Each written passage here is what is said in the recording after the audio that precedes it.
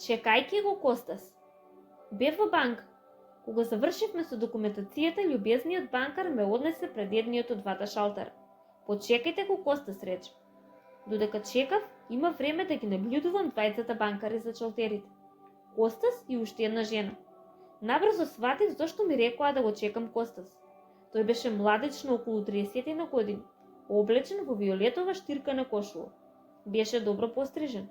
Очилата му одговараа. Седеше исправено во столот и сите ги пречекуваше со насмевка. Иако беше брз и ефикасен во работата, сепак успеваше да им каже и по некој убав збор на клиентите.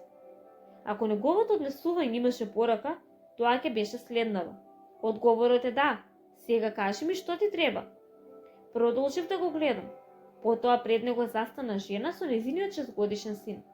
Почекав да видам дали ќе му прозбори на детето, како да ми ги прочита мислите. Како си, другарче? Праша и го поздрави со погледот. Детето се насмевна и гордо и радосно ја погледна мајка си, како да порасна 10 сантиметри во дел од секундата.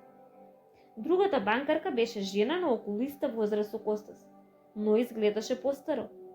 Тркалезните очила и беа малку застарени, блузата малку истуткана, ставот искривен, беше намуртена. Гледајќи ги еден до друг, се присетив на приказната за господинот Насмеанко и господинот Намуртенко, кој им ја читав на ќерките кога беа помали. Не дека беше лоша во работата, туку не знам како да се изразам, ако сте магнет ќе бевте привлечени кај Костас. Дојде мојот ред. Му ги дадов документите и објаснив што ми треба. Веднаш свати. За 2 минути ми го даде да го потпишам документот. Тоа е се? Го прашав. Не толку брзо, одговори со насмевка. Во следните 2 минути ми го даде остатокот на документите. Сега сме готови, рече и се насмевна, а потоа го пречека следниот клиент со насмевка.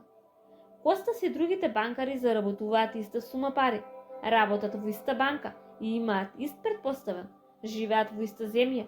Но Костас нашол причина секое утро да се буди и секоја вечер да си легнува со насмевка.